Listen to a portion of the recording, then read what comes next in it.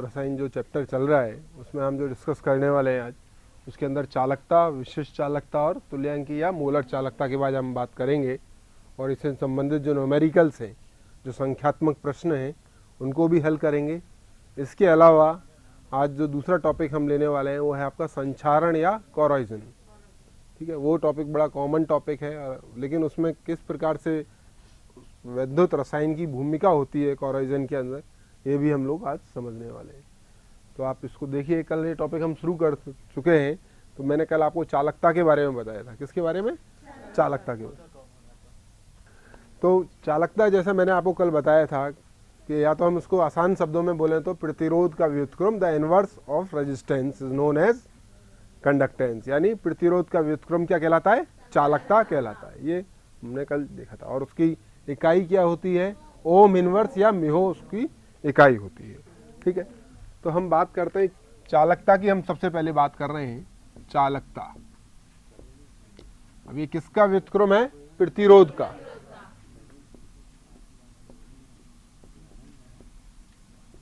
प्रतिरोध का व्युत्क्रम। और जो आपका प्रतिरोध होता है, यदि प्रतिरोध को हम आर से निरूपित करें, किससे? आर से, तो हम जानते हैं प्रतिरोध समानुपाती होता है एल के और व्युत्क्रमानुपाती होता है ए के। एल से तात्पर्य क्या है? लंबाई। और ए से तात्पर्य, एल है आपकी लंबाई, ए क्षेत्रफल।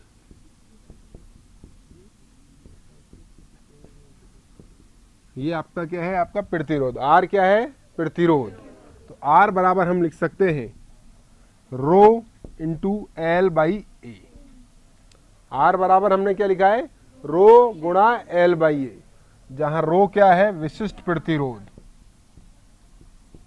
रो एक विशिष्ट प्रतिरोध। ठीक, दूसरे तरीके से हम इक्वेशन को लिखने के प्रयास करते हैं, क्योंकि हमें ज्ञात करना है चालकता, विशिष्ट चालकता और तुल्यांकी चालकता। तो 1 upon rho is equal to, इसको इधर लेके आ गए, इसको इधर ले गए, दोनों को रो और आर को एक दूसरे से एक्सचेंज कर लिया क्रॉस मल्टीप्लीकेशन के थ्रू। तो 1 upon R, 1 upon rho is equal to 1 upon R गुणा एल बटे ए। अब 1 अपॉन आर क्या है? ये जो मैंने 1 अपॉन रो क्या है? रो क्या है आपका? विशिष्ट प्रतिरोध। विशिष्ट प्रतिरोध को इंग्लिश में क्या बोलेंगे आप? Specific resistance. तो जो आपका जो स्पेसिफिक रेजिस्टेंस है, उसका व्युत्क्रम, उसका इनवर्स, वो आपका क्या है? विशिष्ट चालकता। तो 1 अपॉन रो बराबर मैं यहां लिख देता हूं कापा। ये क्या है आपका? कापा। इसको बोलते हैं कापा। कापा से तात्पर्य है विशिष्ट चालकता। 1 अपॉन रो बराबर कापा। कापा क्या है आपका? विशिष्ट चालकता या स्पेसिफिक कंडक्टिविटी। 1 अपॉन रो, रो क्या है आपका? यहाँ पर रो वापस से बोल रहा हूं, मैंने बताया विशिष्ट प्रतिरोध यानी स्पेसिफिक रेजिस्टेंस है, उसका इनवर्स यानी उसका व्युत्क्रम क्या है आपका? विशिष्ट चालकता इज इक्वल टू, अब ये क्या है आपका? 1 upon R. 1 upon R, R क्या है? प्रतिरोध। और प्रतिरोध का व्युत्क्रम क्या होता है? इनवर्स ऑफ रेजिस्टेंस क्या होता है? चालकता। Very good.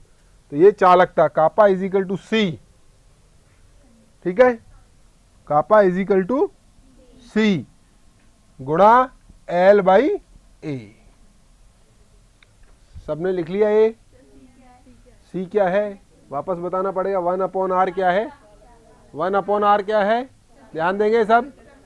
प्रतिरोध का व्युत्क्रम चालकता कहलाता है। The inverse of the resistance is known as conductivity. तो 1 अपॉन आर, 1 अपॉन आर की जगह मैंने क्या लिखा है? मैं अलग से यहां लिख देता हूं काले के। 1 upon r is equal to c. ये बॉक्स में क्लोज कर दिया। 1 upon r is equal to c. तो हमारा जो, हाँ बोलिए। नहीं, विशिष्ट चालकता। कापा क्या है? विशिष्ट चालकता है। हाँ, उसका साइन है कापा बराबर मैं लिख रहा हूं विशिष्ट चालकता। विशिष्ट चालकता को इंग्लिश में क्या बोलते हैं? Specific conductivity. ये हमारा संबंध है। नोट कर लीजिए इसको सभी लोग। एल वो मैं बता रहा हूँ, वेरी गुड, बैठिए। देखिए हम बात कर रहे हैं चालकता की, कंसेप्ट की बात कर रहे हैं। किसकी बात कर रहे हैं? चालकता। ठीक है, तो अब क्या ले रहे हैं हम यहाँ? विलयन ले रहे हैं। क्या ले रहे हैं? विलयन, वैद्युत अपघट्य का विलयन। तो वैद्युत अपघट्य का विलयन जिसकी लंबाई कितनी है? 1 सेंटीमीटर। कितनी है?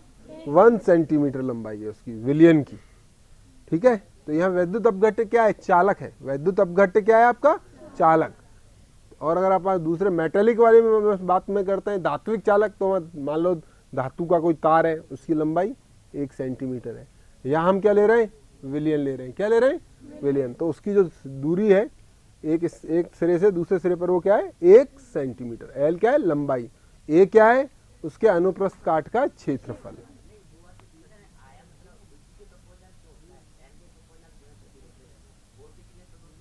किसके? चलिए, चलो बैठो। देखिए ऐसा है, ये कैसे आप कैसे ज्ञात करते हैं? देखिए ये जो सूत्र है ये किस प्रकार से ज्ञात किया गया है? ये प्रयोगों के द्वारा ज्ञात किया गया। प्रयोग से सिद्ध हुआ है, ये प्रयोग से ही सिद्ध हुआ है। भाई आप चालकता का, मैंने कल आपको बताया कि मैंने एक आपको चीज बताई थी कि जब किसी विलयन को तनु करते हैं, विलयन को तनु करते हैं, तब क्या होता है? चालकता बढ़ जाती है। अब किस प्रकार से चालकता बढ़ जाती है? चालकता घटती क्यों नहीं है? वो कैसे सिद्ध हुआ? वो आपने उसको जो चालकता कंडक्टिविटी है उसको कंडक्टिविटी मीटर से मेजर किया, उसको मापा आपने। भाई 10 ml सॉल्यूशन है, फिर आपने कर दिया 10 ml और ऐड करके कितना कर दिया? 20 ml कर दिया। क्या हो गया सॉल्यूशन? विलयन क्या हो गया? तनु हो गया। अभी 10 ml की कंडक्टिविटी नोट कर ली हमने, फिर 20 ml की कंडक्टिविटी नोट कर ली। तो किसकी कंडक्टिविटी ज्यादा आई? किसकी चालकता ज्यादा आई? 20 ml की। तो इससे क्या स्पष्ट हुआ कि जब हम विलयन को तनु कर रहे हैं तो चालकता का मान बढ़ जाता है। ठीक है, तो कापा इज इक्वल टू सी गुणा एल बाई ए। ये आपने लिख लिया। कापा क्या है आपका? विशिष्ट चालकता। सी चालकता है, एल लंबाई है और ए अनुप्रस्थ काट का क्षेत्रफल। तो ये आपका हो गया कापा बराबर विशिष्ट चालकता, ये चालकता गुणा एल बाई ए। अब हम इसकी यूनिट्स निकालते हैं। निकालिए सब। विशिष्ट चालकता को हम किससे निरूपित कर रहे हैं? कापा से। विशिष्ट चालकता को किससे निरूपित किया जा रहा है? कापा से। सी क्या है आपका? मैं वापस से संबंध, सी गुणा एल बाई ए। सी क्या है आपकी? चालकता। चालकता का मात्रक क्या है? Ohm inverse. ठीक है, एल क्या है आपकी? लंबाई सेंटीमीटर में, अपॉन एरिया है किसमें आएगा? सेंटीमीटर स्क्वायर के अंदर। तो क्या आपकी यूनिट्स क्या हो गई इसकी? ओम इनवर्स सेंटीमीटर। किसकी इकाइयां हैं ये? विशिष्ट चालकता। ठीक है, ये आपकी विशिष्ट चालकता की इकाई हो गई। चालकता की इकाई क्या है? Ohm inverse. और विशिष्ट चालकता की इकाई क्या है? ओम इनवर्स सेंटीमीटर इनवर्स। अब विशिष्ट चालकता को हम परिभाषित कैसे करेंगे, उसको कैसे डिफाइन करेंगे कि चालकता और विशिष्ट चालकता में क्या अंतर है, ये चीज कैसे हम चीज निकालने वाले हैं। तो हम इस संबंध को देखते हैं। सीधे आप यहाँ देखिए संबंध, ये जो कापा बराबर जो रिलेशन मैंने यहाँ लिखा है, kappa is equal to c multiply l by a. बेटा बातें नहीं आगे। Kappa is equal to c into l by a. अब यदि एल बराबर आपका 1 है, 1 सेंटीमीटर, और ए बराबर 1 सेमी स्क्वायर, यानी आपका एक ऐसा आपका जो विलयन या एक ऐसा वैद्युत अपघट्य है जिसकी लंबाई 1 सेंटीमीटर है और उसके अनुप्रस्थ काट का क्षेत्रफल 1 सेमी स्क्वायर है, तो ऐसे विलयन के आयनों द्वारा प्रदत्त चालकता, ऐसे आयनों के द्वारा प्रदत्त चालकता ही विशिष्ट चालकता कहलाती है। यानी जब L बराबर मैं 1 लिख दूंगा, A बराबर भी 1 सेंटीमीटर स्क्वायर लिख दूंगा, तो कापा बराबर क्या हो जाएगा? C। तो इस स्थिति में, इस विशिष्ट स्थिति में, ये जो चालकता ही क्या कहलाएगी? विशिष्ट चालकता कहलाएगी। या शॉर्ट में इसको हम बोले 1 घन सेमी विलयन द्वारा प्रदत्त, कितना? 1 घन सेमी विलयन द्वारा प्रदत्त जो चालकता है, या 1 घन सेमी विलयन के आयनों द्वारा प्रदत्त चालकता है, विशिष्ट चालकता कहलाती है।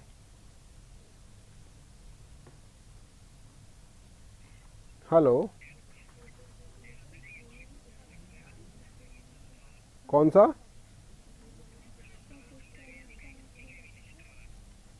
विशिष्ट चालकता वाला? कहां से बोल रहे हैं आप?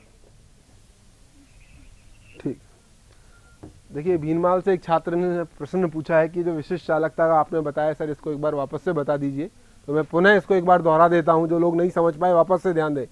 देखिए विशिष्ट चालकता जो आपकी है वो क्या है, एक घन सेमी विलियन, एक घन सेमी जो विलियन है, जिस विलियन का आयतन एक घन सेमी है, उसके आयनों द्वारा प्रदत्त चालकता ही क्या कहलाती है, विशिष्ट चालकता कहलाती है। और इसको किससे निरूपित करते हैं, कापा से निरूपित करते हैं। विशिष्ट चालकता वो किससे निरूपित करते हैं, कापा। इसका सिंबल क्या है, कापा। और जो इसकी यूनिट्स हैं, इसकी इकाइयां हैं, वो क्या है, ओम इनवर्स सेंटीमीटर में। निकाला कैसे, कापा बराबर होता है चालकता गुणा लंबाई बटे क्षेत्रफल। चालकता की इकाई क्या है, ओम इनवर्स। एल यानी लंबाई किस में नापते हैं, सेंटीमीटर में। क्षेत्रफल किस में नापा, सेंटीमीटर इनवर्स। तो equal to ohm inverse centimetre inverse. ठीक है, हाँ मीटर में दूसरी यूनिट्स है। आप दूसरी यूनिट अगर एसआई यूनिट्स की बात करेंगे, कौन सी, एसआई यूनिट्स की बात करेंगे, तब आप सीमन और मीटर इनवर्स में चेक कर सकते हैं इसको। ठीक है, ओम इनवर्स बराबर क्या हो जाएगा, एक सीमन, 1 सीमन। और आपकी सेंटीमीटर किस में निरूपित करेंगे आप, मीटर के अंदर। तो वो उस यूनिट्स में भी हम ये लिख सकते हैं। तो ये आपका हो गया। अब इसको समझ लीजिए वापस से आप, कापा बराबर सी। कापा बराबर सी कब होगा, जब एल बराबर भी 1 हो जाए और ए बराबर भी 1 हो जाए। इसका मतलब जब आपका विलियन है, उसकी लंबाई क्या है, उसकी चालक की लंबाई कितनी है, 1 सेंटीमीटर, और उसका जो क्षेत्रफल है वो 1 वर्ग सेमी, उसका अनुप्रस्थ काट उसका क्षेत्रफल है। तो यानी 1 घन सेमी जो विलियन है, उसके अंदर जो आयन है, उनके द्वारा जो प्रदत्त चालकता है, वो जो चालकता प्रदर्शित कर रहे हैं, उसी को क्या कहते हैं, विशिष्ट चालकता कहते हैं। ठीक, तो ये हमारा विशिष्ट चालकता हो गया। अब बात करेंगे हम तुल्यांकी चालकता या मोलर चालकता की। ये उतार लिया आप लोगों ने सबने,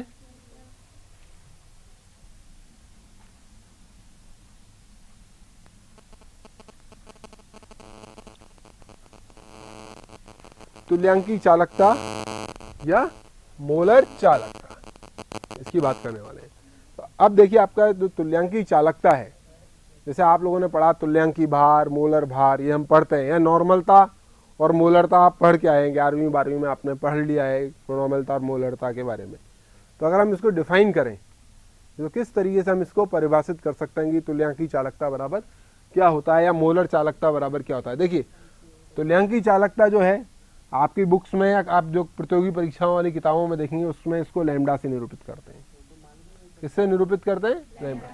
और मोलर चालकता के लिए ये सिंबल है आपका, ये त्रिभुज है, जो इसको उल्टा बना दीजिए आप, इस तरीके से वी शेप जो आपका है, इसको आप अपोजिट बना दीजिए। तो इसको किसे, मोलर चालकता। तो आपकी जो 12वीं की जो किताब है, ध्यान देंगे आप, मेरे ख्याल से लैम्डा का प्रयोग कम किया है या कोई एक आध सवाल में कर रखा होगा, अधिकतर जगह मोलर चालकता का प्रयोग किया हुआ है। आपकी पुस्तकों में किसका प्रयोग किया है, मोलर चालकता। तो इसलिए आप कंफ्यूज नहीं होंगे कि सर सर ने तो तुल्यांकी चालकता के बारे में बताया था, यहाँ सिर्फ मोलर चालकता दे रखी है। तो वो मैं बता दूंगा कि तुल्यांकी चालकता हमको कब प्रयोग करनी है टर्म, और कब मोलर चालकता का जो टर्म है, उसका पद का प्रयोग हमको करना है। तो देखिए अगर हम इसका सीधा संबंध की बात करें, डायरेक्ट इसके उसकी बात करें, जो संबंध होता है, पहले तो वो लिख देता हूँ मैं सीधे, lambda is equal to kappa into v, या lambda is equal to kappa into 1000/c। ये इसके बीच में संबंध है। पहले तो ये लिख लीजिए,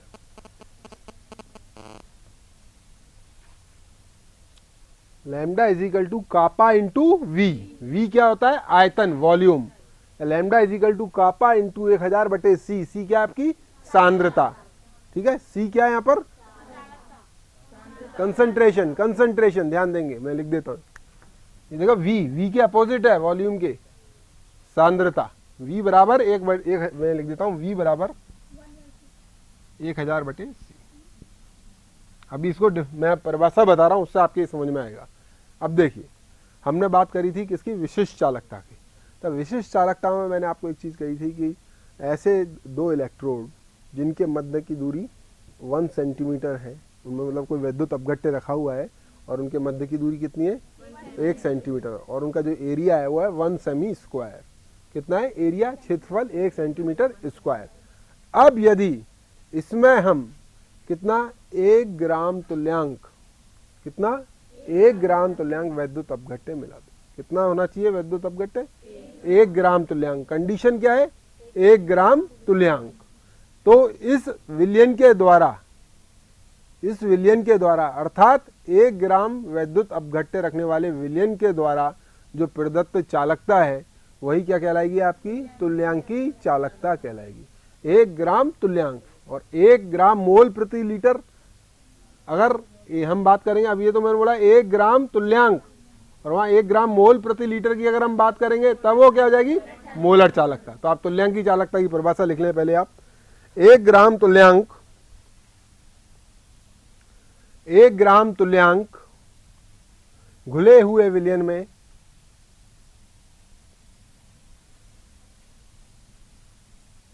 1 ग्राम तुल्यांक घुले हुए विलयन में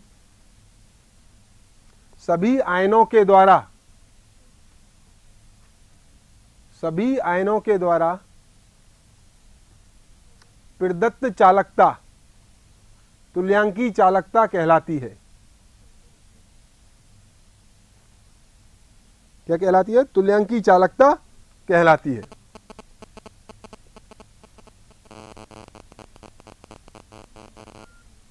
लिख लिया आप लोगों ने, ठीक। ये आपका तुल्यांकी चालकता होगी। अब 1 ग्राम तुल्यांक की जगह 1 ग्राम मोल आप लिख लेंगे, 1 ग्राम तुल्यांक की जगह 1 ग्राम मोल लिख लेंगे तो क्या हो जाएगा, मोलर चालकता हो जाएगी, ठीक। अब हम बात करते हैं कि अब ये जो संबंध जो मैंने लिखा है लैम्डा इजिकल टू, जो संबंध लिखा है आपके सामने जो आपने नोट किया, लैम्डा इजिकल टू कापा गुणा वी, ये किस प्रकार से आया, ये किस प्रकार से प्राप्त हुआ।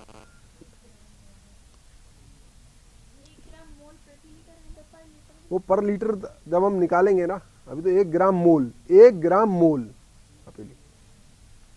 अब आप सुनिए इसको, सब उतार सबने लिया, इसको समझ लीजिए आप लोग। देखिए हम बात कर रहे थे विशिष्ट चालकता की।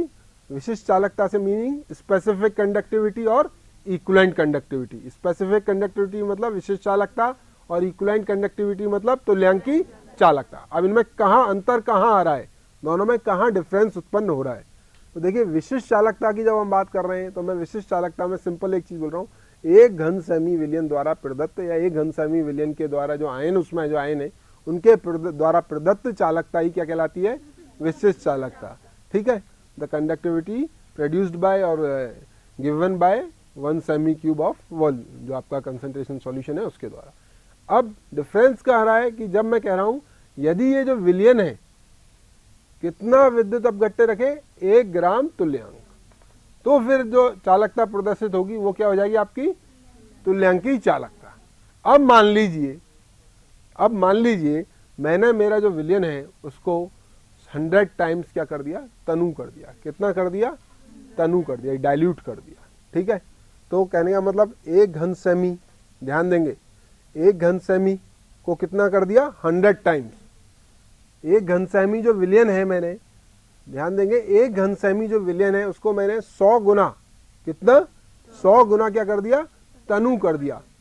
तो विशिष्ट चालकता कितनी हो जाएगी, 100 टाइम्स हो जाएगी। कितनी हो जाएगी, 100 टाइम्स, क्योंकि 1 घन सेमी विलयन की चालकता क्या कहलाती है भाई, टोटल जो आपका वॉल्यूम है, आयतन है, जो आपका जो आयतन है उसमें एक पर्टिकुलर 1 घन सेमी विलयन की जो चालकता है वो क्या हो जाएगी, विशिष्ट चालकता हो जाएगी। अब मैंने उसको कितना टाइम डाइल्यूट किया, 1 घन सेमी को 100 टाइम्स, ठीक है। तो विशिष्ट चालकता कितनी हो जाएगी, 100 गुना 100। तो अब विशिष्ट चालकता से, विशिष्ट चालकता ये रही आपकी, ध्यान देंगे आप, विशिष्ट चालकता से उस आयतन को मल्टीप्लाई कर रहे हैं, उस आयतन को मल्टीप्लाई कर रहे हैं जो कि कितना विद्युत अपघट्य रख रहा है, 1 ग्राम तुल्यांक। विशिष्ट चालकता को किससे मल्टीप्लाई कर रहे हैं, हम उस आयतन से मल्टीप्लाई कर रहे हैं जो कि 1 ग्राम तुल्यांक वैद्युत अपघट्य रख रहा है, ठीक है। आ रही है बात समझ में। अगर मान लीजिए जैसे अभी मैंने बताया आपको 100 टाइम्स, तब क्या हुआ था, कितना हो गया, 100 टाइम्स। अब मान लीजिए अब 100 तो एक हमने स्पेसिफिक बता दिया, अब हमें नहीं पता है कितना है, तो वॉल्यूम उससे हमको किससे निरूपित कर देते हैं, उसको V से। और V आपका जो आयतन है वो कितना है, गुणा 1000/C। V बराबर 1000/C।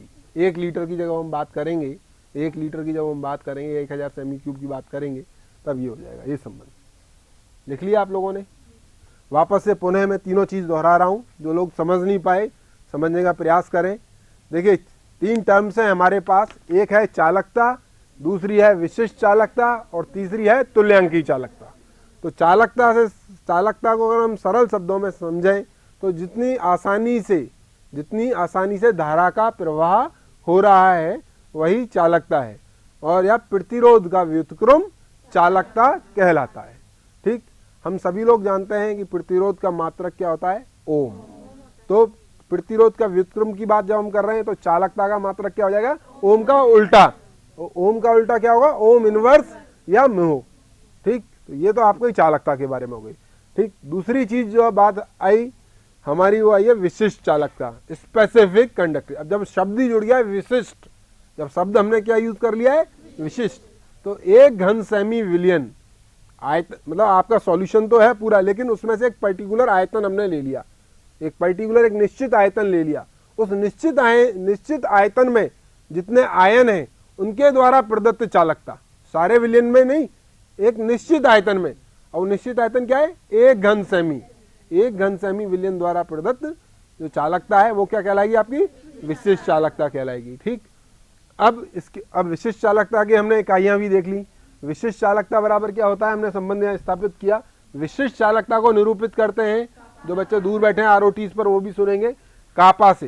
किससे, कापा बराबर C गुणा L बटे A। अभी ये मैं बताऊंगा कि L बटे A क्या है।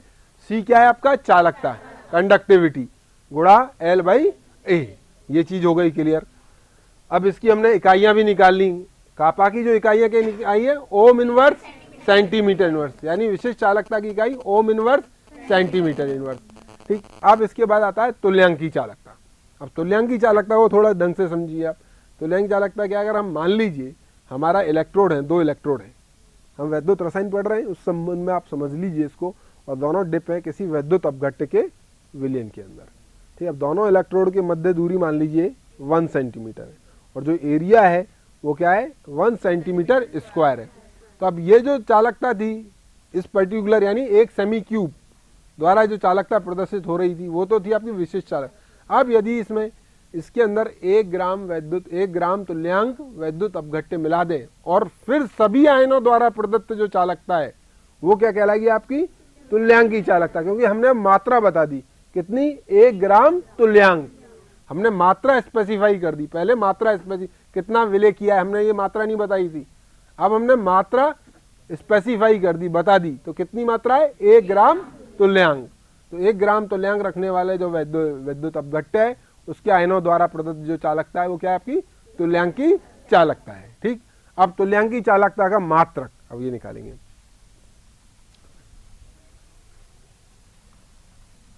तुल्यांकी चालकता का मात्रक, तो देखिए तुल्यांकी चालकता को निरूपित किया जाता है, ध्यान देंगे, लैम्डा से। किससे निरूपित किया जा रहा है, लैम्डा से।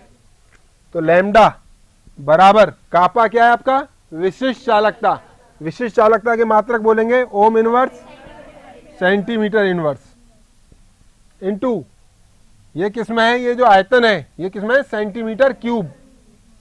किसमें है आयतन, सेंटीमीटर क्यूब में। और ये किसमें है, ग्राम इक्विवेलेंट, सांद्रता जो है आपकी, ग्राम तुल्यांक, हिंदी में लिख देता हूं। सब लोगों को दिखाई दे रहा है पीछे से, आप लोगों को दिखाई दे रहा है पीछे से, मैं हिंदी में लिख देता हूं या इसके आगे लिख देता हूं, हिंदी में लिख देता हूं, चलिए। ग्राम तुल्यांक, लैम्डा, लैम्डा क्या है, तुल्यांकी चालकता।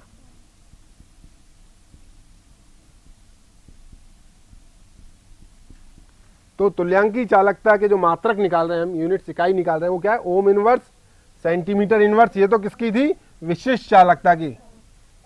ठीक है, इनटू आयतन, आयतन क्या है, सेमी क्यूब, जो निकालेंगे लीटर के अंदर, ग्राम तुल्यांक। ठीक है, अब इसको सॉल्व कर लीजिए, क्या आएगा, यहां लिख देते हैं ऊपर, तुल्यांकी चालकता,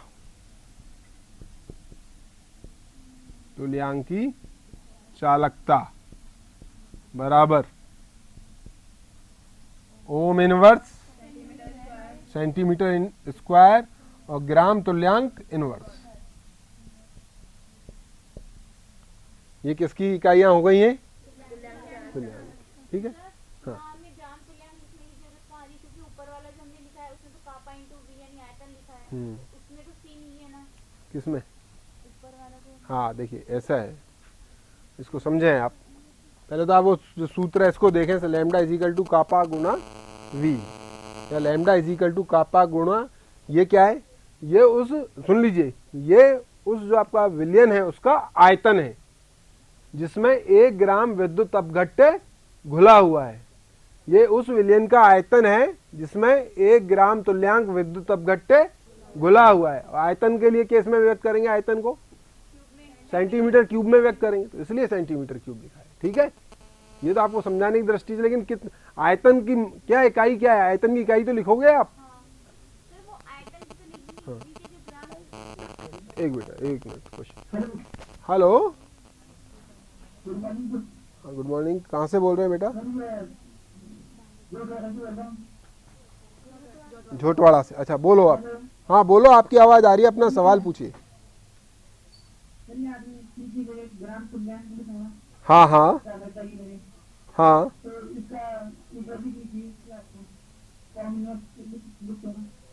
क्या कह रहे हैं?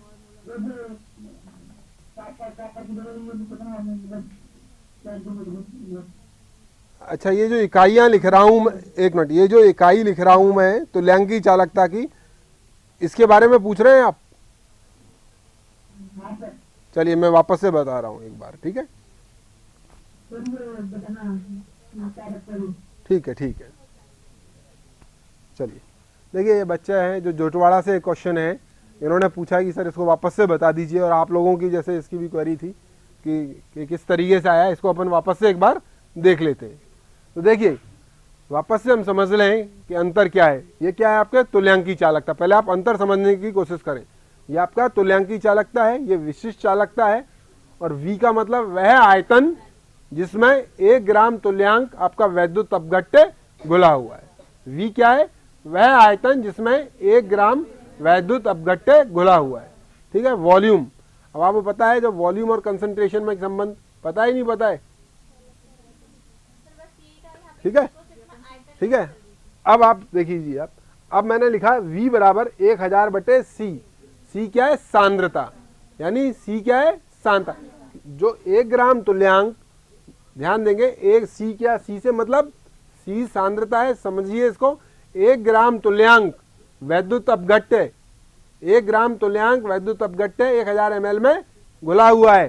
ठीक है, तो उसके द्वारा जो प्रदत्त चालकता है वो क्या? आपकी तुल्यांकी चालकता है। तो आयतन की यूनिट क्या हो गई? सेंटीमीटर क्यूब, और कितना आपका? 1 ग्राम तुल्यांक। तो इसमें हमारा लैम्डा का मान, हमें जो आपके जो तुल्यांकी चालकता है इसका मान प्राप्त हो गया। ठीक, तो ये आपका तीनों जो टॉपिक है हमारे, चालकता, विशिष्ट चालकता और तुल्यांकी चालकता, ये आपका कंप्लीट हो गया है। अब इसके आगे हम बढ़ते हैं। इसके आगे 2 नियम हैं आपके, एक तो कोलराउश का नियम है जो आपके सिलेबस में है, और एक नियम और है, वो दोनों नियम मैं बताऊंगा।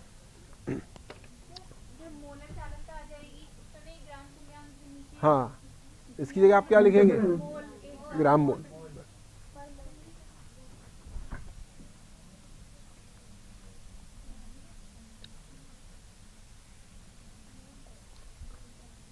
देखिए अब हम बात करते हैं, 2-3 साधारण क्वेश्चन हैं जो कल मैं रिपीट कर रहा था, और उन्हीं से संबंधित हमारे जो नियम है, कोलराउश का नियम है, ये उसी से संबंधित है। जैसे कल मैंने आप लोगों को बताया कि जब हम किसी विलयन को तनु करते हैं, ठीक है, तो देखिए चालकता का जो संबंध है वो किससे है? आयनों से। चालकता का संबंध किससे है? आयनों से। जब हमने कोई विलयन को तनु किया तब क्या होगा? नंबर ऑफ आयंस, जब हम किसी सॉल्यूशन को डाइल्यूट कर रहे हैं तो नंबर ऑफ आयंस इंक्रीज हो जाते हैं। कैसे होंगे? जो उनके अंदर आपस में आकर्षण होता है, आयनों के मध्य जो आकर्षण होता है, या उनको बांधने वाली रेखाएं होती हैं, आयनों को आपस में बांधने वाली रेखाएं, वो जब किसी हम उसको क्या करते हैं? तनु करते हैं, तो क्या हो जाती हैं? दुर्बल हो जाती हैं। क्या हो जाती है? दुर्बल हो जाती हैं। और आयन क्या हो जाते हैं? दूर दूर हो जाते हैं, यानी मुक्त हो जाते हैं अभिगमन करने के लिए। और जब अधिक आयन आपके मूवमेंट करने के लिए या गमन करने के लिए फ्री रहेंगे तो क्या होगा? आपकी चालकता का मान भी बढ़ जाएगा। ठीक, यानी तनु करने पर किसी भी विलयन की चालकता बढ़ जाती है, तनुता होने पर। दूसरी बात, विशिष्ट चालकता। अब विशिष्ट चालकता पर तनुता का क्या प्रभाव है? विशिष्ट चालकता पर तनुता का प्रभाव, विशिष्ट चालकता पर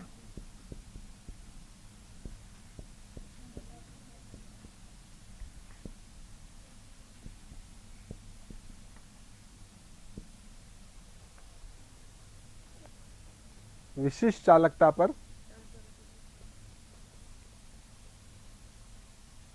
तनुता का प्रभाव। अब देखिए, अब समझिए, मान लीजिए ये आपका कोई इसके अंदर विलयन भरा हुआ है, ये सॉल्यूशन है, ठीक है, ओपन कर दीजिए यहाँ से, ठीक।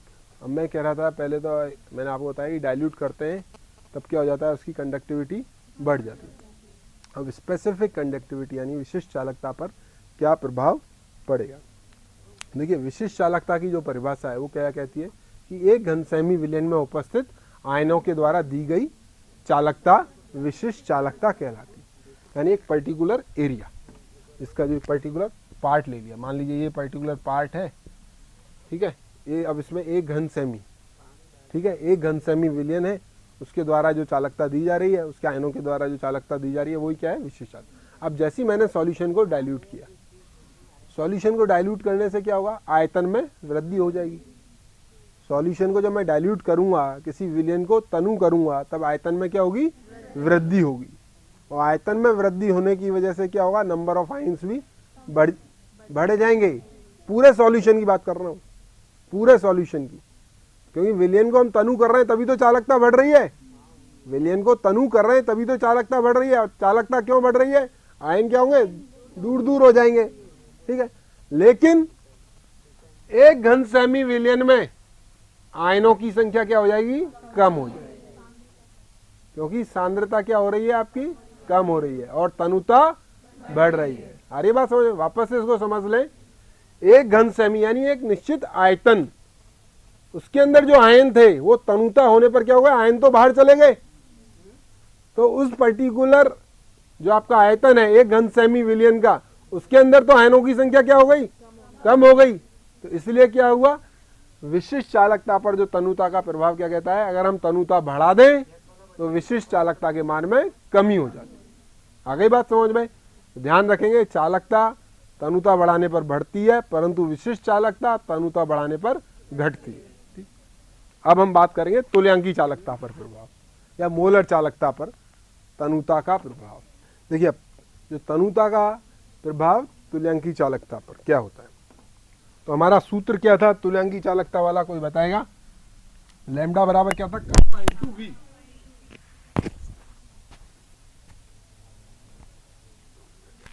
लैम्डा बराबर कापा इंटू वी, ये हमारा सूत्र था तुल्यांकी चालकता का, या मोलर चालकता की मैं बात करूं तो कापा इंटू वी।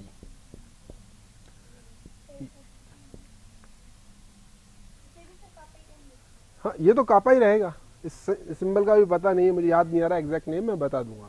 तो ये लैम्डा है आपका तुल्यांकी चालकता बराबर कापा इंटू वी, या मोलर चालकता बराबर कापा इंटू वी।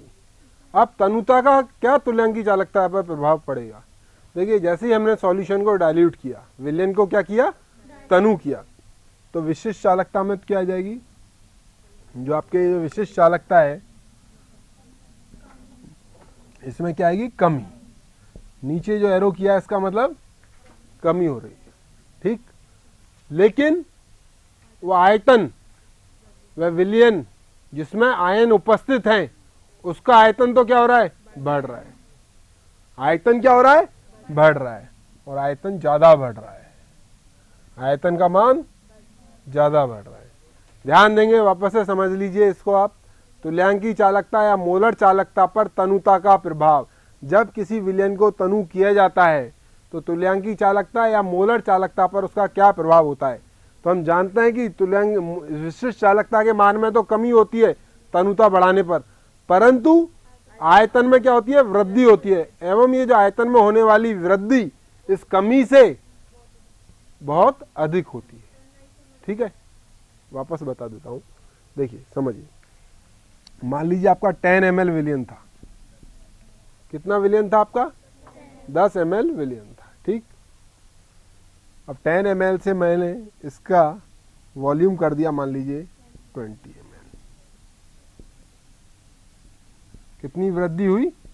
10। आयतन में कितनी वृद्धि हो गई? 10 ml, ठीक।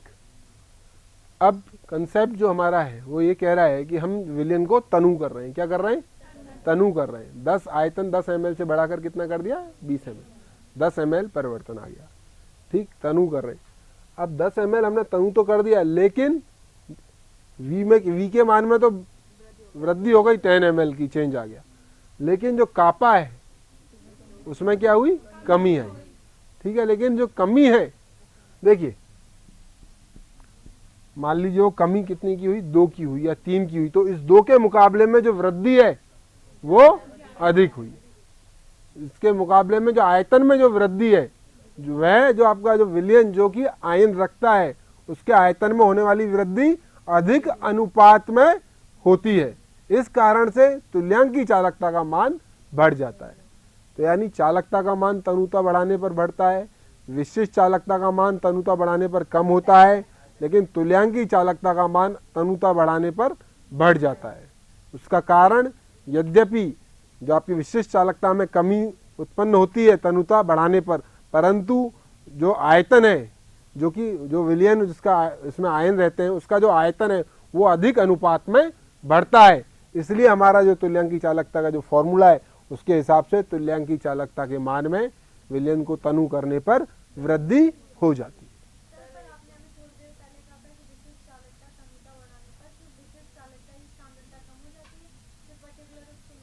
बताइए, वापस खड़ो के बताइए बेटा।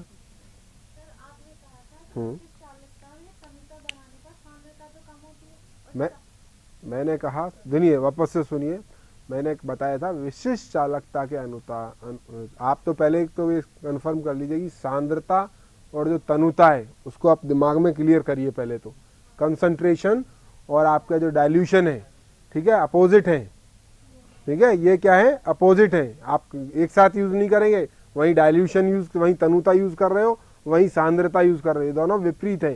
पहले इस चीज को आप समझ लीजिए। तो मैंने बताया था कि तनुता के अंदर वृद्धि करते हैं जब सॉल्यूशन को डाइल्यूट करते हैं, तब क्या होता है? विशिष्ट चालकता के अंदर क्या होती है? कमी होती है, ठीक। अब अगर आप इसको सांद्रता के पदों में लिखेंगे तो कैसे होगा? सांद्रता में क्या कर रहे हैं? कमी कर रहे हैं। भाई आपकी कंसंट्रेशन है, अगर आपने सॉल्यूशन को डाइल्यूट कर दिया, विलियन को डाइल्यूट कर दिया, तो क्या होगा? कंसंट्रेशन तो क्या हो जाएगी? कम हो जाएगी। सॉल्यूशन को डाइल्यूट करने पर कंसंट्रेशन तो कम होगी। तो आप क्या डाइल्यूट कर रहे हो? डाइल्यूशन तो इंक्रीज कर रहा है और कंसंट्रेशन कमी हो रही है। अरे बात समझे? तो विशिष्ट चालकता में, वापस से कंफ्यूज नहीं होंगे, इसको अच्छे समझ लो कि जब हम बात कर रहे हैं तनुता की, इसलिए मैं कंसंट्रेशन टर्म यूज नहीं कर रहा हूं बार बार, जिससे आप कंफ्यूज नहीं हो। मैं किसकी बात कर रहा हूं? तनु। जब किसी विलियन को तनु किया जाता है तो चालकता में वृद्धि होती है, विशिष्ट चालकता में कमी होती है, और तुल्यांकी चालकता में वृद्धि होती है, ठीक। तो ये अपना कंप्लीट हो गया। हाँ बोलो। अब मैं वापस से बताऊंगा बेटा, इसको क्लास के बाद आप पूछिएगा, तो अपने टॉपिक्स कई हैं वो रह जाएंगे। देखिए ना, मैं बता दूंगा ये टॉपिक आपको।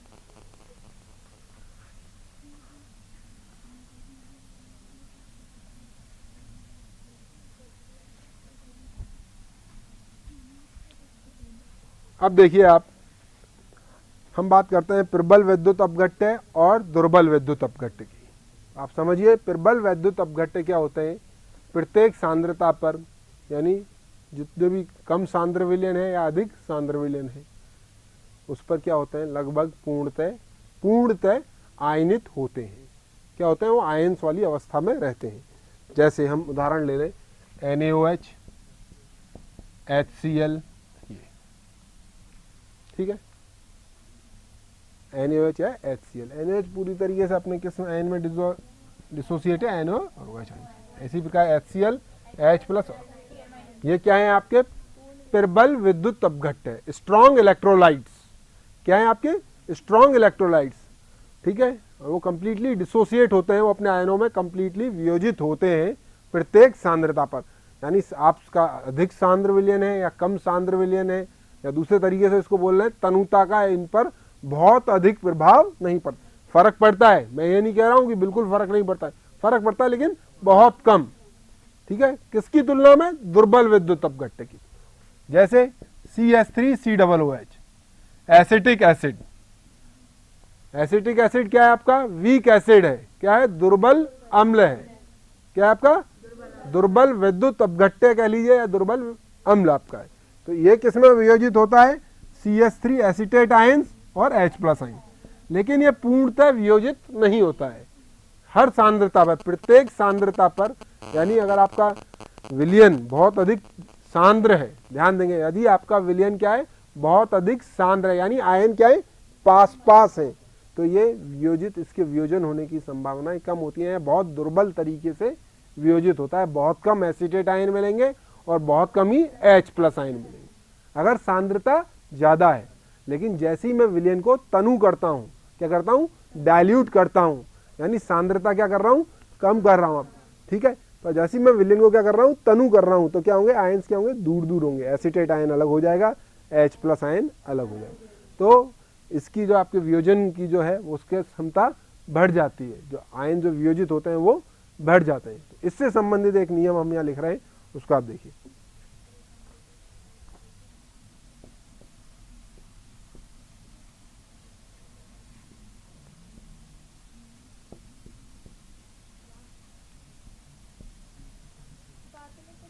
हाँ, ये नियम लिख लीजिए आप। ये नियम है प्रबल विद्युत अपघट्यों के लिए। किसके लिए है ये नियम? प्रबल। मैं लिख रहा हूं यहाँ।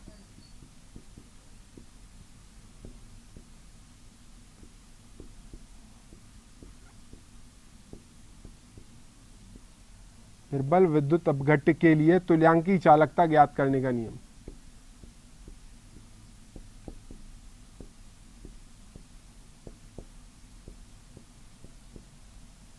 क्या निकाल रहे हैं? प्रबल विद्युत अपघट्य के लिए तुल्यांकी चालकता। ठीक है,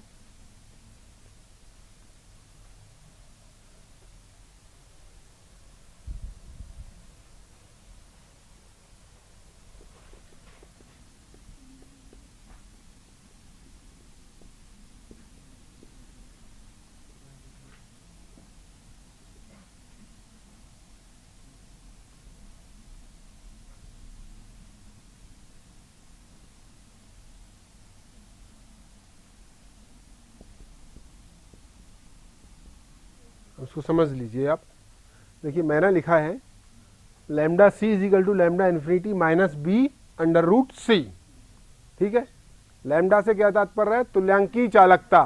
लैम्डा से क्या तात्पर्य है? तुल्यांकी चालकता। जो ग्राफ प्लॉट किया, किस किस के बीच में ग्राफ प्लॉट किया? तुल्यांकी चालकता, कंसंट्रेशन C पर, C सांद्रता पर तुल्यांकी चालकता और सांद्रता। ठीक है, तुल्यांकी चालकता और सांद्रता के वर्गमूल के मध्य एक ग्राफ प्लॉट किया गया आपको। ठीक है, नियम क्या है? Lambda C = lambda infinity minus B√C। B एक नियतांक है आपका। ठीक, तो ये जो आप प्रयोग दोहराया गया, ये किनके लिए इसने सही परिणाम दिए? प्रबल विद्युत अपघट्य के लिए। तो प्रबल विद्युत अपघट्य के लिए जैसे हमारे y = mx + c है, तो इक्वेशन कौन सी? y = mx + c। उसमें क्या होता है? आपके सीधी रेखा प्राप्त होती है। कैसी रेखा प्राप्त होती है? तो उसी प्रकार से आपका समीकरण है लैम्डा C। इसमें क्या है? स्ट्रेट लाइन प्राप्त होनी चाहिए। लेकिन स्ट्रेट लाइन जो प्राप्त हुई वो केवल किसके लिए हुई? प्रबल विद्युत अपघट्य के लिए। और उसको प्रबल विद्युत अपघट्य जैसे KCl है या HCl है, फिर हम इसका क्या करेंगे? एक्स्ट्रापोलेशन यानी बहिर्वेशन। इसको हिंदी में बोलते हैं बहिर्वेशन यानी एक्स्ट्रापोलेट, यानी ग्राफ को आगे तक बढ़ाना। कई बार हम बनाते हैं ना, ग्राफ पूरा नहीं आया साहब, यहीं तक आया, फिर हम ये मान के इस तरीके से इसको एक्स्ट्रापोलेट कर देते हैं, यानी अगर यहाँ तक सीधा है तो ये भी, तो इससे हमको क्या है? मान प्राप्त हो जाता है। तो ऐसे ही क्या है आपके जो प्रबल विद्युत अपघट्य, इनके लिए जो स्ट्रेट लाइन होती है, तो इनके जो मान है तुल्यांकी चालकता के, किसके? तुल्यांकी चालकता यानी लैम्डा, किसके? लैम्डा। तो ऐसे प्राप्त, इसको आपने क्या किया? एक्स्ट्रापोलेट कर दिया, बहिर्वेशित। इसको बोलते हैं बहिर्वेशन, बहिर्वेशन तकनीक, एक्स्ट्रापोलेशन टेक्निक।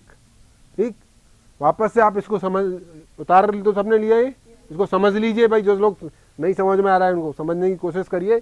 ये लैम्डा क्या है? तुल्यांकी चालकता, सांद्रता C पर। और जब सांद्रता शून्य है, यानी सांद्रता शून्य का मतलब अनंत तनुता, जब सांद्रता शून्य है तो इसका तात्पर्य क्या हुआ? अनंत तनुता पर तुल्यांकी चालकता क्या है? Lambda infinity. क्या है? Lambda infinity minus b/√c। एक ग्राफ प्लॉट किया हमने, लैम्डा c यानी c सांद्रता पर तुल्यांकी चालकता और सांद्रता के वर्गमूल के मध्य। तो जो ग्राफ प्लॉट किया वो सीधी रेखाएं प्राप्त हुई हमें प्रबल वैद्युत अपघट्ट के लिए। किसके लिए? प्रबल वैद्युत अपघट्ट के लिए। और बहिर्वेशन तकनीक से इनको हम आगे बढ़ा सकते हैं और उससे हमें लैम्डा c यानी तुल्यांकी चालकता का मान प्राप्त हो सकता है। किसके लिए? प्रबल वैद्युत अपघट्ट के लिए। लेकिन दुर्बल वैद्युत अपघट्ट के लिए क्या हुआ साहब? एसिटिक एसिड लिया। कौन सा? उसके लिए जो वैल्यूज आई, उसके लिए जो वैल्यूज थी, जब उनको प्लॉट किया, उनको ग्राफ में प्लॉट किया, तो किस प्रकार से करवाया? इस तरीके से करवाया, ऐसे, और ये ऐसे इस शेप में आया, इस शेप में, ठीक है। और जैसे ही इसका मान, तो हमें भाई ग्राफ है, ग्राफ में कोई पॉइंट तो मिलना चाहिए जिससे आप वैल्यू निकाल सकें। और जैसे ही आप इसको एक्स्ट्रापोलेट करोगे, बहिर्वेशित करोगे, तो ये क्या हो रहा है? इस तरीके से चला गया। अब ये मिल ही नहीं रहा कहीं। तो मतलब कहने का मतलब दुर्बल विद्युत अपघट्ट के लिए बहिर्वेशन की तकनीक काम में नहीं ली जा सकती, ठीक है। दुर्बल वैद्युत अपघट्ट के लिए, दुर्बल वैद्युत अपघट्ट के लिए तुल्यांकी चालकता का मान अगर हम निकालना चाहें, तुल्यांकी चालकता यानी लैम्डा सी, लैम्डा सी यानी तुल्यांकी चालकता, उसका मान निकालना चाहें तो हम बहिर्वेशन तकनीक का काम में नहीं ले सकते। ये बहिर्वेशन तकनीक किस में काम आएगी? सिर्फ प्रबल विद्युत अपघट्ट के लिए। किसके लिए काम आएगी? सिर्फ प्रबल विद्युत अपघट्ट के लिए। और ये बात समझ आपकी, सिर्फ स्ट्रॉन्ग इलेक्ट्रोलाइट्स के लिए जो आपका एक्स्ट्रापोलेशन टेक्निक है, इसको हम यूज ले सकते हैं। और द रीजन क्या है? जो आपके स्ट्रॉन्ग इलेक्ट्रोलाइट हैं, they are ionised, they are dissociated, completely dissociated, ठीक है। वो पूर्णतः क्या होता है? वियोजित होते हैं हर सांद्रता पर, ठीक है। उस पर तनुता का बहुत अधिक प्रभाव नहीं पड़ता है प्रबल विद्युत अपघट्ट पर, लेकिन दुर्बल विद्युत अपघट्ट पर तनुता का विशेष प्रभाव पड़ता है। तो दुर्बल विद्युत अपघट्ट के लिए फिर क्या हुआ? ये नियम काम नहीं किया। तो दुर्बल विद्युत अपघट्ट के लिए कोलराउस एक वैज्ञानिक थे, कौन?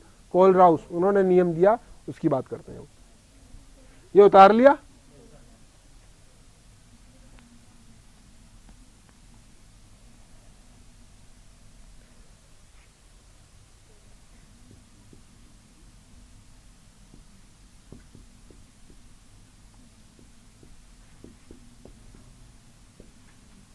देखिए कोलराउस का, ठीक है। अब इसको आप लिखिए, कोलराउस का नियम।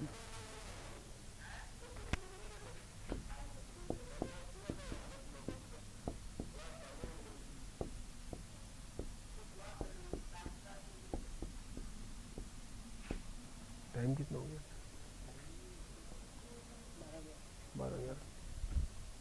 तो देखिए कोलराउस का नियम आप समझें। कोलराउस का नियम ये कहता है कि जब हमारा कोई भी दुर्बल विद्युत अपघट्ट हमने लिया, ठीक है, शुरू में उसकी सांद्रता अधिक थी, मान लीजिए सांद्रता ज़्यादा है, और सांद्रता ज़्यादा करने के बाद हमने उसको क्या प्रारंभ किया? उसको तनु करना प्रारंभ किया। ऐसा वैद्युत अपघट्ट है जिसमें कि आप दुर्बल वैद्युत अपघट्ट है, उस विलयन को हमने तनु करना प्रारंभ किया। तो जैसे जैसे हमने डाइल्यूट किया, वैसे वैसे तुल्यांकी चालकता का मान बढ़ता गया, ठीक है। विलयन है, हम उसको क्या कर रहे हैं? तनु करना प्रारंभ कर रहे हैं। तो जैसे जैसे पहले 10 ml, फिर 20 ml, फिर 30 ml, फिर 40 ml, तो क्या हो गया? आपका जो लैम्डा है, लैम्डा से तात्पर्य क्या है? तुल्यांकी चालकता। उसके हमने देख लिया तनुता से क्या होता है, उसका मान बढ़ता जाता, बढ़ता गया। अब लगभग शून्य सांद्रता वाली जो कंडीशन है, यानी अनंत तनुता, बहुत ज्यादा तनुता हो गई, उसके आगे उसका मान नहीं बढ़ पाएगा। तुल्यांकी चालकता का मान उस अनंत तनुता से ज्यादा नहीं बढ़ पाएगा। उसको बोलते हैं चरम मान। क्या बोलते हैं? चरम मान। क्या बोलेंगे? चरम, एक्सट्रीम जो वैल्यू है, चरम मान। यानी एक सीमा तक वो मान तो बढ़ेगा, लेकिन उसके बाद अब आप डाइल्यूट करोगे तब वो आपका तुल्यांकी चालकता का मान नहीं बढ़ेगा। तो उसको बोलते हैं अनंत तनुता पर तुल्यांकी चालकता। ये क्या है आपका? अनंत तनुता पर। ध्यान देंगे कि इसका लैम्डा इन्फिनिटी का मतलब क्या है? अनंत तनुता पर तुल्यांकी चालकता। ठीक, अब होता क्या है अनंत तनुता पर तुल्यांकी चालकता?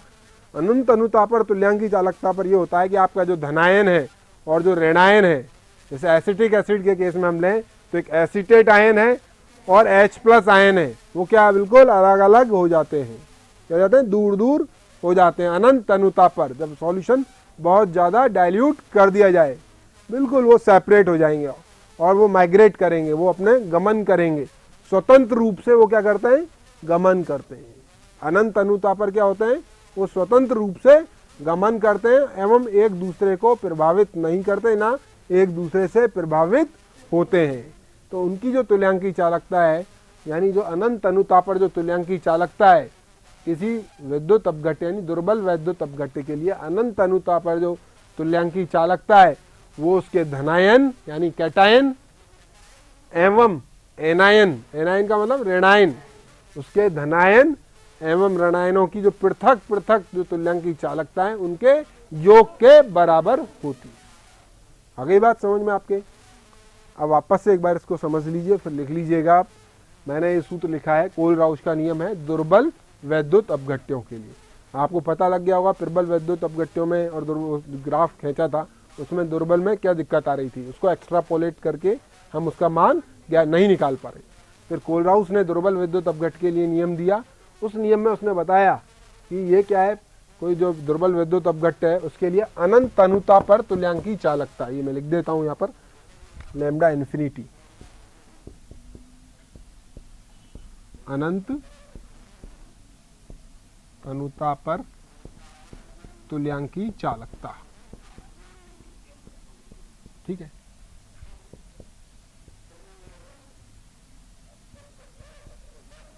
ये भी अनंत तनुता पर धनायन की चालकता,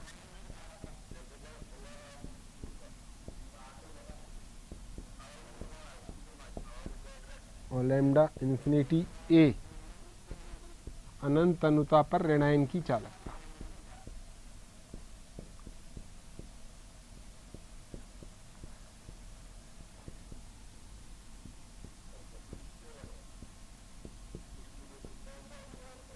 ठीक है, तो नियम क्या कहता है, नियम ये कहता है कि अनंत तनुता पर किसी दुर्बल वैद्युत अपघट्य की जो चालकता होती है उसके धनायन की अनंत तनुता पर जो चालकता है और उसके ऋणायन की जो अनंत तनुता पर जो चालकता है उनके योग के बराबर होती है, एवं ये दोनों इनकी जो अनंत चालकता है एक दूसरे को प्रभावित नहीं करती। ठीक है, ये आपका कौन सा नियम हो गया, कोल-राउश का नियम। ठीक, चलिए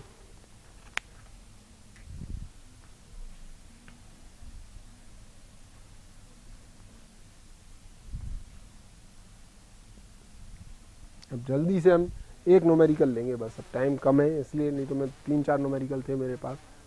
देखिए, अगर आपको CH3COONA सोडियम एसीटेट, एक है आपका CH3COOH, एक है आपका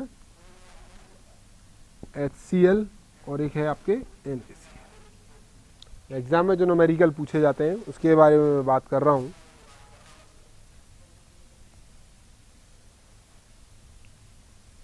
ठीक, आपको एग्जाम में क्या करेगा, वो एग्जाम में आपसे पूछेगा कि एसिटिक एसिड की तुल्यांकी चालकता का मान ज्ञात करें। किसकी? एसिटिक एसिड की तुल्यांकी चालकता का मान ज्ञात करिए, ये कहेगा। क्वेश्चन क्या आएगा कि एसिटिक एसिड की तुल्यांकी चालकता का मान ज्ञात करना है।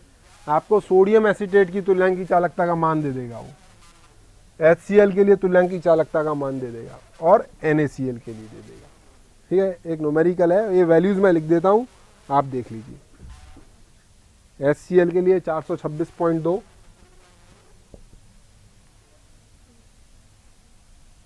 NaCl के लिए 126.5,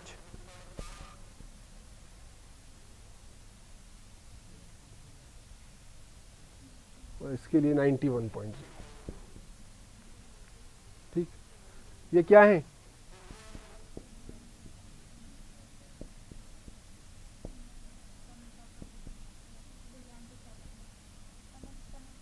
सी एक पर्टिकुलर कंसंट्रेशन पर। ठीक है, ये क्या है आपकी तुल्यांकी चालकता एक निश्चित सांद्रता पर। सोडियम एसीटेट के लिए 91 है, HCl के लिए 426 है और NaCl के लिए 126 पॉइंट। अब आपको निकालना है CH3COOH के लिए। किसके लिए निकालना है? ठीक, तो अब हम किसका सूत्र का सहारा लेंगे? ये जो अभी सूत्र बताया है ना, इसका सहारा लेंगे। अब आप खुद बता देंगे इसको, कोई इतना आसान है? बहुत आसान। तो देखिए लैम्डा, यहां ध्यान देंगे आप, सी है, हम बात कर रहे हैं इन्फिनिटी CH3COOH, ठीक है।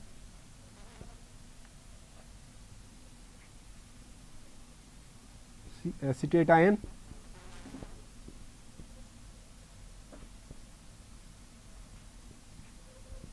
और H प्लस आयन, ठीक ठीक, कोई दिक्कत नहीं है यहाँ तक। कोलराउश का नियम लगा रहे हैं हम सबके लिए। ऐसी एसीटेट आयन, सोडियम एसीटेट के लिए सब लोग लिखिए आप अपनी अपनी कॉपीज में, CH3COONA माइनस Na प्लस। ऐसे HCl के लिए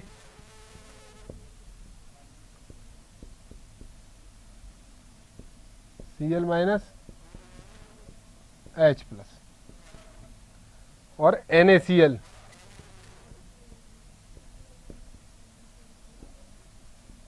Cl माइनस और Na प्लस, ठीक है। अब इनको समीकरण नंबर दे देते हैं हम अलग अलग। मान लीजिए समीकरण नंबर 1, ये समीकरण नंबर 2, ये समीकरण नंबर 3 और ये समीकरण नंबर 4।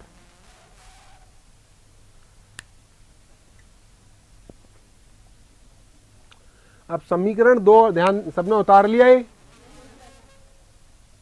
थोड़ा फास्ट करें, जल्दी करेंगे, हमें एक टॉपिक और लेना है अभी अपना।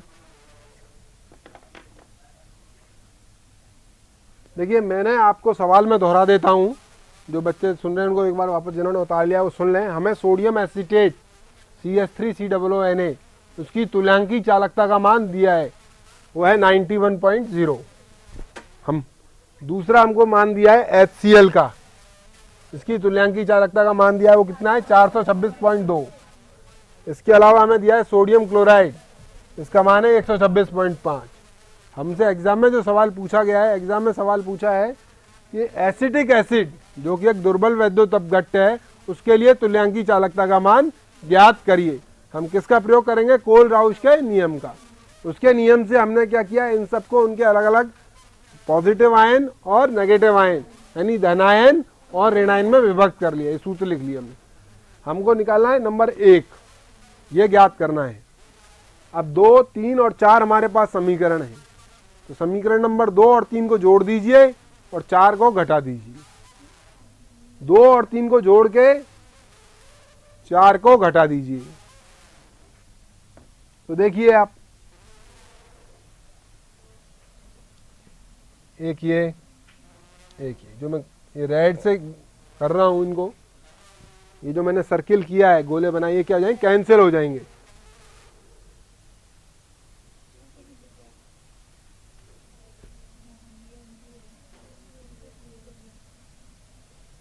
क्या किया हमने, मैं यहाँ ऊपर लिख देता हूं, उससे आपको स्पष्ट हो जाएगा। इसी बोर्ड पर जो हमने किया है, हमारे समीकरण नंबर 2 प्लस समीकरण नंबर 3 माइनस समीकरण नंबर 4, ठीक। 2 और 3 को जोड़ा है और 4 को घटा दिया है, तो क्या आया? 2, सिर्फ बचा क्या? बचा जो मैं उसको ब्लैक से कर देता हूं, CH3COO माइनस H प्लस। और यही चीज क्या है? समीकरण नंबर 1 है। यही चीज क्या है? समीकरण नंबर 1 क्या है? Acetate ion plus H plus ion, ठीक है। एसीटेट आयन और H प्लस आयन। आ रही है बात समझ में आपके? तो हमारा जो मकसद क्या है, एसिटिक अम्ल, उसके लिए तुल्यांकी चालकता का मान ज्ञात करना। तो समीकरण नंबर 2 का मान हमें पता है, यानी सोडियम एसीटेट का मान हमें पता है। कितना है बताइए आप अपनी कॉपीज में देखकर? 91। HCl का मान हमें पता है तुल्यांकी चालकता का 426.2 माइनस सोडियम क्लोराइड के लिए तुल्यांकी चालकता का मान हमें पता है 126.5। इसकी सहायता से हम क्या निकाल लेंगे, तुल्यांकी चालकता का मान किसके लिए, CH3COOH। इसके लिए आपका जो तुल्यांकी चालकता का मान एसिटिक एसिड के लिए, जो भी आपने निकाल लिया वो आप कर लीजिएगा जोड़ बाकी, ठीक है। आगे बात में, लेकिन एक बात ध्यान देंगे, मैं बार बार बोल रहा हूँ आपको तुल्यांकी चालकता, इसकी इकाइयाँ जरूर लिखिएगा साथ में, ऐसा नहीं इकाई नहीं लिखो, क्या है, ओम inverse centimetre square gram equivalent inverse, ठीक है। इकाइयों का प्रयोग अवश्य करेंगे। यहाँ हमने सारी चीजें किसमें पढ़ी है, तुल्यांकी चालकता। आप इसको मोलर चालकता में भी लिख सकते हैं, किसमें, मोलर चालकता के अंदर। तो ये आपका एक प्रकार का न्यूमेरिकल हो गया। एक न्यूमेरिकल बाद में लेंगे अगर समय बचा तो। अब देखिए, हाँ बोलो बेटा, चलिए। तुल्यांकी चालकता अलग कैसे हो सकती है सर? मतलब कि सर हमने देखा था कि जो घनिष्ठ आयन जो होते हैं, धनायन या ऋणायन, उनके लिए बातें नहीं भाई, हाँ तुल्यांकी चालकता का मान निश्चित होता है, एक ही होना चाहिए ना। हाँ हाँ, वापस से बोलिए, मैं समझ रहा हूँ आपका पॉइंट। आपका ये कहना है कि अनंत अनुता पर इनका मान निश्चित होना चाहिए, ठीक है, बिल्कुल सही कह रहे हैं आप, ठीक है। लेकिन सभी जो आयन हैं, जैसे सोडियम आयन है और H+ आयन है, ठीक है, सोडियम आयन है, H+ आयन है, या कोई दूसरा आयन हम ले लेते हैं, एसीटेट आयन है, क्या उनके अभिगमनांक हैं, क्या वो समान होते हैं? क्या उनके गमन करने की दर समान होती है? उनकी स्वयं की भी तो प्रॉपर्टीज होती हैं, H+ की स्वयं की भी तो भूमिका होती है। कोई आयन बड़ा है, किसी आकार छोटा है, क्या है। एसीटेट जो आयन, मैं जैसे जो आप बात कर रहे हो वो ये, बैठो देखो, आप जो बताना चाह रहे हैं वो ये है कि जैसे एसिटिक एसिड है, CH3COOH है, एसिटिक अम्ल है। अब जब हमने उसको, हाँ बोलो बेटा, बोलो, सवाल बोलो। समीकरण नंबर 2 और 3 क्यों जोड़ी? अच्छा, 3 और 4 जोड़ सकते हैं। अच्छा, 3 और 4 जोड़ के, अच्छा 3 और 4 जोड़ दें और फिर किसमें से घटाएं बेटा? भाई देखो, ऐसा है, आप इसको समझिए। मैं बता रहा हूं आपको, ये समीकरण 2 और 3 क्यों जोड़ी और उसको जोड़कर फिर 4 में क्यों घटाया।